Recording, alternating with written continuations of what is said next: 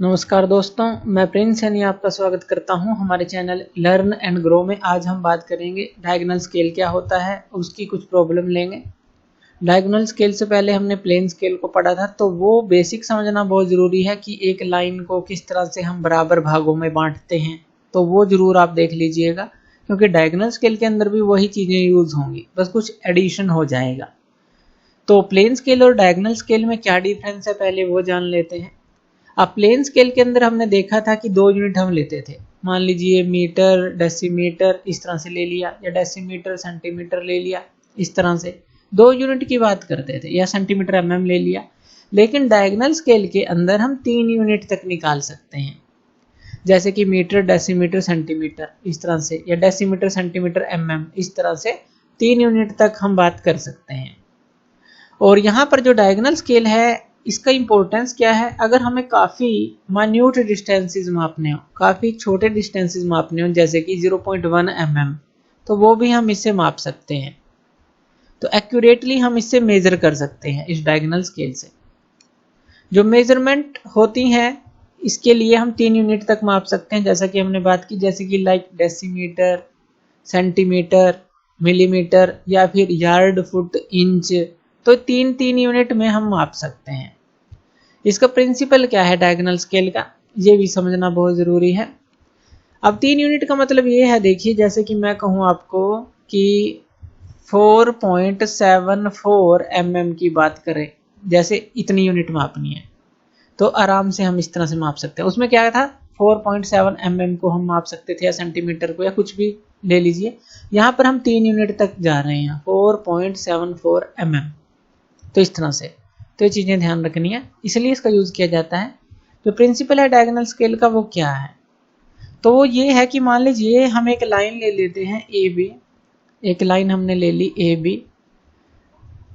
तो अगर हम बी से एक परपेंडिकुलर गिरा दें, बी से हम एक परपेंडिकुलर ले लें, और इसी बी से ये जो परपेंडिकुलर गिराया है, इसको बराबर 10 भागों में बांट लें। कितना भी आप ले सकते हैं, लेकिन बराबर आपको 10 भागों में बांट लेना है। तो इस तरह से हमने इसको बराबर 10 भागों में बांट लिया। अब ये जो लास्ट वाला भाग है, जैसे कि यहाँ पर नंबरिंग कर दे हम 9, 8, 7, 6, 5, 4, 3, 2, 1, और यहाँ मान लीजिए ए बी था, यहाँ पर सी लिख देते हैं। अब इस सी को ए से मिला देते हैं। इस सी को अगर हम ए से मिलाएंगे, ये काम कर दिया। और 1 को, ये जो हमने पार्ट किया, इसको सीधा यहाँ पर मिला दें। 2 को भी यहाँ पर मिला दें, 3 को भी यहाँ, 4 को, 5 को, यानी कि जहाँ जहाँ ये पार्ट कटे हैं, इस लाइन से हमें मिला देने हैं। अब हमने किया क्या है, देखिए यहाँ पर भी हम कुछ मार्किंग कर देते हैं। ये हो गया 1 डैश, ये 2 डैश, ये 3 डैश, ये 4 dash, 5 dash, 6 dash, 7 dash, 8 dash, 9 dash. हमने किया क्या, ए बी को हम जो है किस तरह से बांट रहे हैं, इस लाइन को वो हम दिखा रहे हैं। अब देखिए यहाँ पर ये ट्रायंगल बनती है C1 1 dash, C2 2 dash, C3 3 dash. इस तरह से अगर हम देखें, तो ये तो सिमिलर ट्रायंगल बन रहे हैं, जैसे ये है, फिर उसके ऊपर वाली है 2 2 डैश C, या C2 2 डैश कह लीजिए। तो इस तरह सिमिलर ट्रायंगल बन रही हैं। अब यहाँ पर होगा क्या कि जो ये लाइन ए बी है, अगर हम यहाँ से एक लाइन ऊपर की तरफ ले जाएं, यहाँ से इस तरह से एक सीधी लाइन आप ऊपर की तरफ ले जाएं, तो जो ए बी है, अगर हम ये बात करें, जो 1 1 डैश है, 1 1 डैश कितने ए बी के बराबर है, यानी कि पूरी लेंथ जो ए बी की थी, उसके कितने भाग के बराबर है, जो ये 1 1 डैश है। तो ये हमारा 0.1 ए बी के बराबर होगा। अगर 2 2 डैश से हम अगर एक ऊपर लाइन ले जाए, या सीधी माप लें, ये तो हम वैसे दिखा रहे हैं कि यहाँ तक जो 2 2 डैश है, वो कितने के बराबर होगा, 0.2 AB के बराबर होगा। इस तरह से ये प्रोग्रेसिवली इंक्रीज करता रहेगा। यानी कि अगर 1 1 डैश को आप माप लें सीधा स्केल से, वो कितने के बराबर होगा, 0.1 AB के बराबर। मान लीजिए AB की लेंथ हम मान लेते हैं 6 है, कोई भी यूनिट ले लीजिए, सेंटीमीटर, मीटर, mm, कुछ भी ले लीजिए, 6 है मान लीजिए AB की जो लेंथ है। अब अगर 1 1 डैश को आप इस तरह से करके मापेंगे, इस 1 1 डैश को, तो वो कितना होगा, 1 1 डैश वो होगा 6 × 0.1, यानी कि 0.6 जो है आपको सीधी यहाँ से लेंथ मिलेगी। 2 डैश अगर आप मापेंगे यहाँ 2 डैश तो वो क्या होगा 6 इंटू 0.2 यानी कि ये क्या हो जाएगा 1.2। इस तरह से ये क्या हो जाएगा 1.8 हो जाएगा, ये 2.4 हो जाएगा। यानी कि ये जो है इस 6 जो लेंथ ए बी थी उसी के भाग है एक तरह से, लेकिन 1 डैश कितने के बराबर होगा इतने के, 2 डैश कितने के बराबर होगा इतने के। तो इस तरह से आप जो है एक लाइन को ए बी को इन हिस्सों में बांट सकते हैं 0.1 0.2 यानी कि 10th हिस्से में बांट सकते हैं। ऐसे कह लें 1/10 हो गया, 2/10 हो गया, 3/10 हो गया, तो वही तो हिस्से हैं 1/10 इसका, 2/10 इसी लाइन का, ये 3/10, इस तरह से हिस्से हम बांट सकते हैं। उसके अलावा ये तो ए बी की बात की, जो ये बी सी है, अगर बी सी के अंदर हम देखें जो सी से 1 तक है, जैसे सी से 1 तक है ये कितने के बराबर होगा C1, ये भी हमारा 0.1 BC के बराबर होगा, क्योंकि यहाँ BC की बात कर रहे हैं इसकी। C1 अगर हम वर्टिकल की बात करेंगे तो वर्टिकल की, हॉरिजॉन्टल की बात करेंगे उसके साथ इस लाइन की बात करेंगे। C2 की बात करेंगे तो वो कितने के बराबर होगा 0.2 BC के बराबर। तो ये इसका प्रिंसिपल है कि इस तरह से हम जो है जो 10th हिस्से हैं एक लाइन को उसके अंदर बांट सकते हैं, वर्टिकली ले लीजिए और या हॉरिजॉन्टली ले लीजिए, या आप ऐसा कह सकते हैं कि जो ये लेंथ है ए बी ये प्रोग्रेसिवली छोटी होती जा रही है, 1/10 हिस्सा इसका। जैसे ये क्या है हमारा 9/10, ये 8/10, ये 7/10, 6/10, इसका 1/10 हिस्सा ये छोटा होता जा रहा है। यहाँ क्या रह जाएगा 1/10 बस।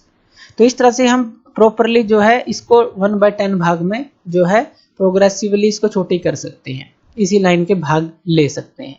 तो इसका प्रिंसिपल है।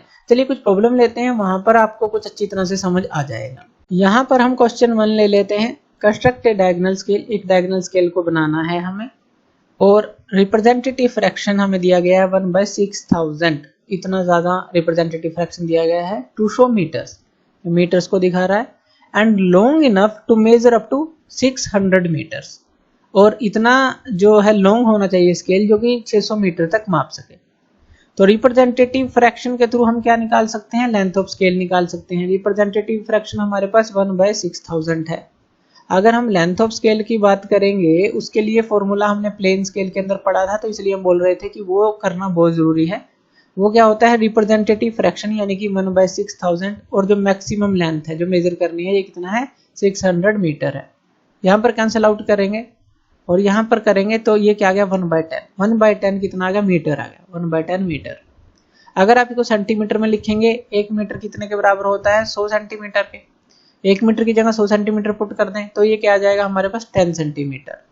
10 सेंटीमीटर यानी कि लेंथ ऑफ स्केल आ गई। हमें 10 सेंटीमीटर लंबी सबसे पहले तो एक लाइन लगा लेनी है। अब इसको कितने हिस्सों में बांटना है, अब यहाँ 600 मीटर है, तो अगर हम एक हिस्से को 100 मीटर के बराबर मान लें तो 10 सेंटीमीटर की लाइन है तो हम इसको 6 हिस्सों में बांट लें, यानी कि एक हिस्सा जो 100 मीटर के बराबर हो तो इसको 6 हिस्सों में बांट लेते हैं।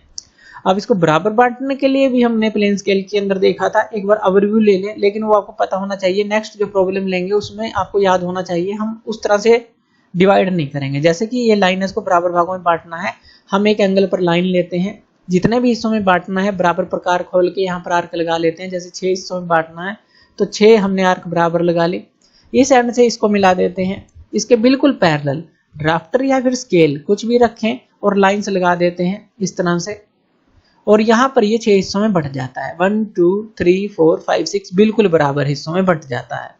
इसी तरह से जो पहला हिस्सा है उसको हम कितने भी हिस्सों में बांटना चाहते हैं, मान लीजिए 10 में, 6 में, 8 में, तो उसके लिए भी यही प्रोसीजर है कि यहाँ से हम एक लाइन लगाते हैं, उसको उतने ही हिस्सों में काट लेते हैं जितने हिस्सों में हमें ये पहला हिस्सा काटना है। मान लीजिए 10 हिस्सों में काटना है तो 10 आर्क लगा ली, और यहाँ से पैरेलल लाइन यहाँ से पहला तो एंड ये मिला देंगे, उसके बिल्कुल पैरेलल चलते हुए सारे लाइंस को यहाँ पर मिला देते हैं, और यहाँ पर हमें इसके 10 हिस्से या कितने भी हिस्से जो हमें करने हैं वो यहाँ पर मिल जाते हैं।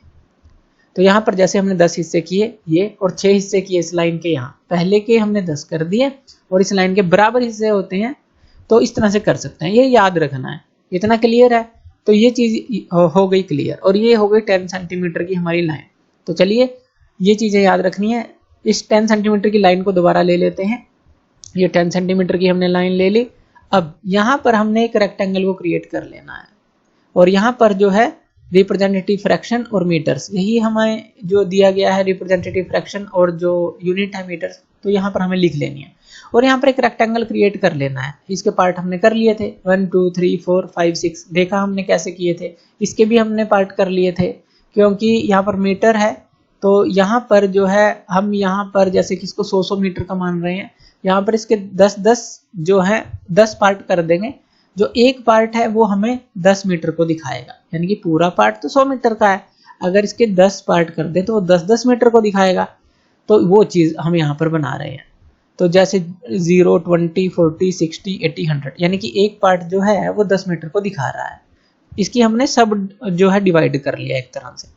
इसको रेक्टेंगल में क्रिएट कर लेते हैं, ऊपर लाइन बढ़ाएंगे और एक रेक्टेंगल बना लेंगे। इस तरह से सुटेबल आपको बना लेनी है। और यहाँ पर ये जो वर्टिकल लाइन आपने ली है, इसके भी आपको 10 पार्ट कर लेने हैं इस तरह से, और यहाँ पर मार्किंग कर देनी है। जैसे ये तो 10 मीटर का पार्ट दिखा रहा था, अब ये उसकी भी सब डिवीजन दिखाएगा। ये जो वर्टिकल लाइन पर हमने लिया है, जैसे ये 0 हो गया, ये 1 ले लें, ये 2 ले लें, ये 3, ये 4 5 6 7 8 9 और 10। तो ये इसकी भी जो है एक तरह से एक थर्ड यूनिट जो है, अगर हम बात कर रहे हैं कि जैसे मान लीजिए आपको 474 मीटर निकालना है, क्योंकि 600 मीटर तक तो हम निकाल सकते हैं। तो जो थर्ड यूनिट ये 4 जो है ये वर्टिकल दिखाएगा, हॉरिजॉन्टल जो है ये दिखाएगा ये वाली, यानी कि 70 तो दिखाएगा ये, और 4 3 2 1 जो भी है ये दिखाएगा। तो ये चीज़ यानी कि थर्ड यूनिट, फर्स्ट जो हो गई मेन में से लेंगे, सेकंड जो होगी इसमें से लेंगे, और थर्ड जो है इसमें से लेंगे। तो चलिए अभी देखते हैं। अब हमने इसके बराबर 10 पार्ट कर लिए, ये भी हमने बराबर 10 कर लिए। कोई भी जो जितनी भी आप लेंथ मापें और बराबर स्केल से भी कर सकते हैं, तो इस तरह से कर लिए। अब ये जो हॉरिजॉन्टल जो हमने पार्ट किए हैं, एक हॉरिजॉन्टल लाइंस लगा देंगे लास्ट तक, इस तरह से हॉरिजॉन्टल लाइन लगा देंगे जो यहाँ पर मीट करेंगे। इसी तरह से हम यहाँ पर इस मार्क को पहले यहाँ पर मिलाया और फिर इसी के पैरेलल जो है हर एक मार्क से लाइन ले ली। दोबारा देखिए हमने क्या किया, ये जो पॉइंट है 10 पॉइंट है, इसको जो है इस फर्स्ट से मिलाया। ये तो 0 हो गया एक तरह से, अगर यहाँ से काउंट करेंगे तो फर्स्ट, तो या कह लें कि जो 90 है, तो यहाँ से हम पहले यहाँ पर मिलाएंगे पहली लाइन मिलाने के बाद उसके बिल्कुल पैरेलल यहाँ से बस ऊपर खींचते चले जाएंगे लाइन। तो यहाँ पर इस तरह से पहली लाइन मिलानी है, बस यहाँ से यहाँ, उसके बिल्कुल पैरेलल यहाँ से ऊपर इस तरह से लाइन हमें 0 तक मिला देनी है। और 0 से एक जो वर्टिकल लाइन है, यानी कि जो मार्क है ऊपर एक वर्टिकल लाइन ले लेनी है, यहाँ से ले लेनी है। ये वर्टिकल लाइन हमने कर दी है, पार्ट कर दिया। अब ये जो हर एक पार्ट है ये 100 मीटर का है, क्योंकि 600 मीटर है, 100 200 300 400 500 600। और उसके बाद ये जो पार्ट है ये 10 मीटर के हैं, और उसके बाद ये 2 3 4 इस तरह से दिखाएंगे हमें। अब मान लीजिए कोई भी स्केल आपको लेना है, जैसे 474 मीटर की हमने बात की, तो वो किस तरह से आएगा। तो ये 0 है, यहाँ पर ये 1 होगा, ये 2 होगा, ये 3 होगा, ये 4 होगा और ये 5। तो इस तरह से आएगा। ये जो पार्ट है यानी कि 1 का मतलब 100 मीटर, ये 200, ये 300, ये 400, ये 500, इस तरह से। अब हमें दिखाना है 474 मीटर। तो आप इसको किस तरह से दिखाएंगे। सबसे पहले जो यहाँ पर 4 है, यहाँ पर पहले 70 देख लीजिए, ये 60 है, 70 है। ये 70 से जो ये लाइन जा रही है, 70 से ये लाइन जा रही है ना, तो यहाँ 4 पे आप यहाँ पर एक पॉइंट लगा देंगे इस तरह से। ध्यान से देखिए 70 से ऊपर जो लाइन जा रही है, तो ये जो है यानी कि ये 74 हो गया। उसके बाद इसी के बिल्कुल सामने ये जो हॉरिजॉन्टल लाइन जा रही है, यहाँ पर पॉइंट लगा देंगे। ये जो हमारे स्केल बनेगा, अब ये क्या दिखा रहा है, 474 मीटर्स। उसके बाद मान लीजिए आपको दिखाना है 350 मीटर, ये दिखाना है। तो यहाँ पर क्या होगा, यानी कि 350 है, तो यहाँ पर सबसे पहले आप 50 की लाइन देखेंगे। तो ये जो है हमारे पास 50 है, तो यहाँ पर हमें ऊपर जाने की ज़रूरत नहीं है। जैसे 52 53 54 तो कुछ नहीं है, तो सिर्फ ये वाला पॉइंट हो गया 50 का, और 300 का ये वाला पॉइंट हो गया। तो 350 हमने दिखा दिया। तो यहाँ पर सेकंड क्वेश्चन लेते हैं। हमें एक डायगोनल स्केल बनाना है जिसका रिप्रेजेंटेटिव फ्रैक्शन 1/200 दिया गया है, to show metres, decimetres and centimetres. अब देखिए 3 यूनिट यहाँ पर आ गई, metre, decimetre and centimetre. And long enough to measure up to 6 metre, 6 metre तक वो माप सके। सबसे पहले रिप्रेजेंटेटिव फ्रैक्शन हमें दिया है, हमें क्या निकालनी है, लेंथ ऑफ स्केल। तो यहाँ पर हम निकाल लेते हैं जो लेंथ ऑफ स्केल है। लेंथ ऑफ स्केल का फॉर्मूला 1/200 यानी कि रिप्रेजेंटेटिव फ्रैक्शन, और ये जो लेंथ है 6 मीटर। यहाँ पर कट करेंगे तो 6 मीटर को हम कन्वर्ट कर लेते हैं सेंटीमीटर में, तो ये क्या आ जाएगी 600 सेंटीमीटर। और यहाँ पर कट करेंगे तो ये क्या आ जाएगी हमारे पास 3 सेंटीमीटर। ये हम जस्ट एक एग्जांपल ले रहे हैं, 3 सेंटीमीटर काफी छोटी लाइन होती है, लेकिन क्वेश्चन में कुछ भी आ सकता है, तो हम सिर्फ क्वेश्चन को समझ रहे हैं। इस पे मत जाइएगा कि काफी छोटा होगा, किस तरह से करेंगे, क्वेश्चन में प्रॉपर आएगा। ये सिर्फ हमने एग्जाम्पल लिया है कि मान लीजिए 3 सेंटीमीटर की लाइन हमें मिल गई, तो यहाँ पर हम एक लंबी लाइन ले लेते हैं जो कि 3 सेंटीमीटर की है, हमने लॉन्ग दिखाई है समझने के लिए। और यहाँ पर हम लिख लेते हैं जो गिवन डाटा है, यहाँ पर डेसीमीटर आएगा, यहाँ रिप्रेजेंटेटिव फ्रैक्शन, और यहाँ मीटर आएगा। अभी हमने डेसीमीटर मीटर लिया, सेंटीमीटर नहीं लिया। सेंटीमीटर कहाँ पर आएगा, जो बिल्कुल छोटी यूनिट होती है यहाँ पर वर्टिकल पे आती है, उससे बड़ी यहाँ, और सबसे मेन जो है यहाँ। तो इस तरह से कर लेना है। अब हमें इसके 6 बराबर पार्ट कर लेने हैं, तो हमने देखा था किस तरह से करेंगे, 1 2 3 4 5 6। उसके बाद जो फर्स्ट पार्ट है, हमें पता है 1 डेसीमीटर जो है कितने के बराबर होता है, ये ध्यान रखना है। 1 मीटर जो है 10 डेसीमीटर के बराबर, 1 डेसीमीटर जो है 10 सेंटीमीटर के बराबर, 1 सेंटीमीटर कितने के बराबर होता है, 10 mm के बराबर। ये सारी चीजें पता होनी चाहिए। तो यहाँ पर यानी कि अगर 1 मीटर को अगर आप यहाँ पर डिवाइड करेंगे तो 10 पार्ट में करना पड़ेगा, तो यहाँ 10 पार्ट में डिवाइड कर देंगे जैसे हमने पहले देखा। तो यहाँ पर एक एक पार्ट जो है 0 1 2 3 4 इस तरह से एक एक जो है डेसीमीटर का हो जाएगा इस तरह से, और पूरा 1 मीटर है ये। उसके बाद हम क्या करेंगे, यहाँ से वर्टिकल लाइन लेंगे, उसको 10 भागों में बांट देंगे, एक रेक्टेंगल पहले क्रिएट कर लेंगे और इसको फिर से 10 भागों में बांट देंगे, क्योंकि यहाँ पर हमें सेंटीमीटर को दिखाना है।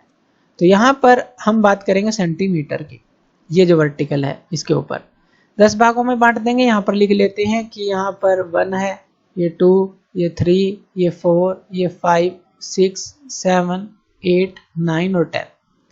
अब क्या करेंगे, यहाँ से जो हॉरिजॉन्टल लाइंस हैं वो लगा देंगे इस तरह से, और फिर हम क्या करेंगे, यहाँ से 10 से इस 9 पर मिला देंगे पहली लाइन, और उसके बिल्कुल पैरेलल जो है वो हम लगाते चले जाएंगे 0 तक। अब यहाँ पर 0 से वर्टिकल लाइन लगा देंगे, और इसी तरह से सारी जो है वर्टिकल लाइन हम लगा देंगे इस तरह से। अब देखिए यहाँ पर ये जो हम बात करें, जैसे मान लीजिए इसकी बात कर लें, ये मान लीजिए ए बी मान लें, जैसे हमने प्रिंसिपल ऑफ डायगोनल स्केल देखा था।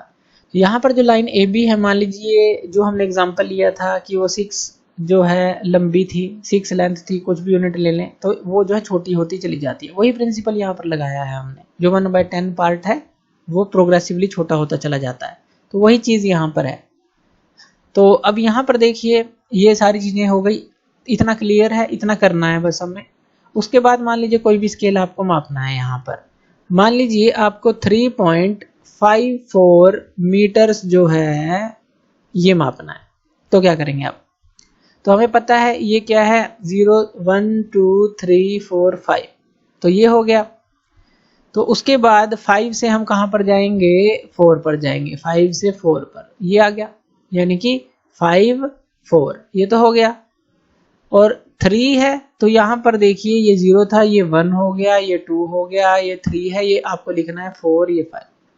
अब 3 चाहिए हमें, बिल्कुल इसके सामने ये आ जाए, यानी कि ये क्या हो जाएगा 3.54 मीटर्स, 3.54 मीटर्स।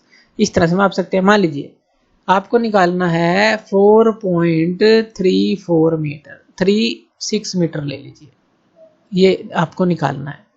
तो यहाँ पर क्या होगा, 3 पे आएंगे आप, फिर यहाँ से 3 से ही आप ऊपर की तरफ जाएंगे, 3 से हम गए ऊपर की तरफ, कहाँ तक, 6 तक, और इसके बिल्कुल सामने कौन सी, कहाँ पर पॉइंट लगाएंगे, 4 पर।